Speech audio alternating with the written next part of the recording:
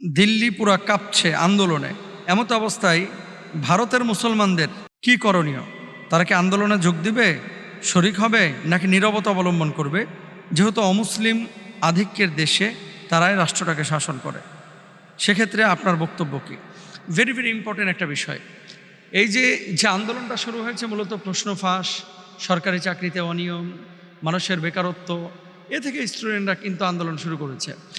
কিন্তু এখন মুসলমান হিসেবে আপনার করণীয় কি? আমরা যখন কোনো কথা বলি অনেকে বলে যে মুসলমানদেরকে আমরা মিসগাইড করছি। না, আপনার হকের জন্য, আপনার অধিকারের জন্য আপনি যে কোনো রাষ্ট্রেই কিন্তু আন্দোলন করতে পারেন, মিছিল করতে পারেন, মিটিং করতে পারেন, এটা আপনার গণতান্ত্রিক অধিকার ওই রাষ্ট্রের।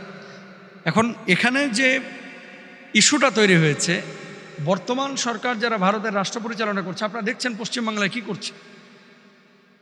মানে স্পষ্টভাবে শত শত বছরের সাক্ষী হয়ে দাঁড়ায় থাকা মসজিদগুলোকে তারা ভেঙে ফেলছে। মুসলমানদের অধিকার নিয়ে তারা একেবারে কঠিনভাবে আপনার মুসলমান এবং অমুসলিমদেরকে মুখোমুখি দাঁড় করিয়ে দিচ্ছে। তা মুসলমানদের অধিকারের ব্যাপারে তারা সচেতন না।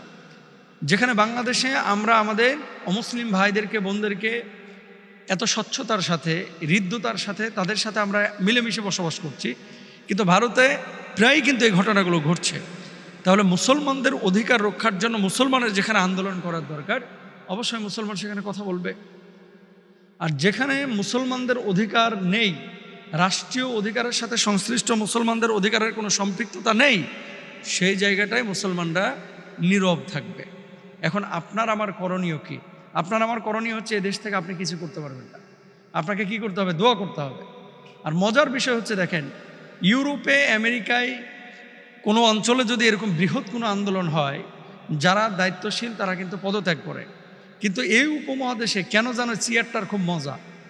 একবার যদি নিতম্বের সাথে চেয়ার লেগে যায়, এই চেয়ার কিন্তু আর সরতে চায় না, ছাড়তেও চায় না। এটা কিন্তু বড় একটা সমস্যা, বড় একটা সমস্যা।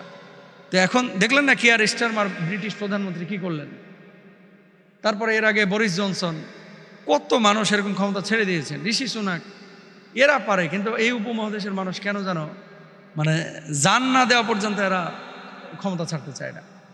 তো এখন আমরা শুধু মুসলিম বলে না, হিন্দু, খ্রিস্টান, অন্যান্য ধর্মাবলম্বী তারা যেখানেই অধিকারের জন্য কথা বলে, আমরা অধিকারের পক্ষে, বিশৃঙ্খলার বিপক্ষে। এখন সে দেশের সরকার কিভাবে ট্যাকেল দিচ্ছে এবং এর ভিতরে গোয়েন্দা রিপোর্ট কী আছে সেটা তাদের বিষয়। মুসলমানদেরকে বলবো যে কারো পাতানো ফাঁদে আপনারা পা দিয়েন না। সোশ্যাল মাধ্যমে এই আলোচনাগুলো যায়, যখন মুসলমানরা এরকম কারো পাতানো ফাঁদে আপনার পা দেয়, তখন মুসলমানদের বৃহৎ একটা ক্ষতি হয়ে যায়। আমরা চাই ওই ভারতেও মুসলমানরা শান্তিতে বসবাস করুক। আমরা চাই এদেশেও অমুসলিমরা, মুসলমানরা শান্তিতে বসবাস করুক। বিশৃঙ্খলাকারীকে আল্লাহ তাআলা পছন্দ করেন না। তবে হ্যাঁ, যখন আপনার কেউ মুখের খাবার কেড়ে নেয়, যখন আপনার চাকরি বাকরি কেউ কেড়ে নেয়, যখন পরীক্ষার নামে মেধাবীদেরকে অবমূল্যায়ন করে আপনার প্রশ্ন ফাঁস করে দেওয়া হয়, তখন প্রত্যেকটা জাতির সন্তানদের রাইট আছে যে তারা আন্দোলন করবে। এখন থরথর করে গদি কাঁপতেছে কার? মোদির। এই যে গদি কাঁপতেছে, এখন গদি কাঁপবে, গদি থেকে পড়বে, নামবে না উঠবে, বসবে, এটা হচ্ছে ওই দেশের নাগরিকদের বিষয়।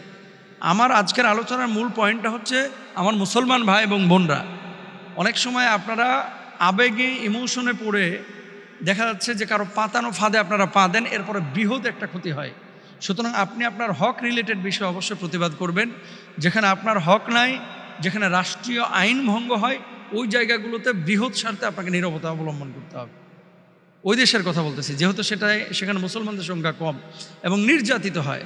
আর আমার বাংলাদেশে হিন্দুরা কিন্তু ভারতের মুসলমানরা যতটা নির্যাতিত হচ্ছে, বর্তমানে বাংলাদেশে আমাদের হিন্দু ভাই বোনেরা অনেক বেশি আরামে আছে।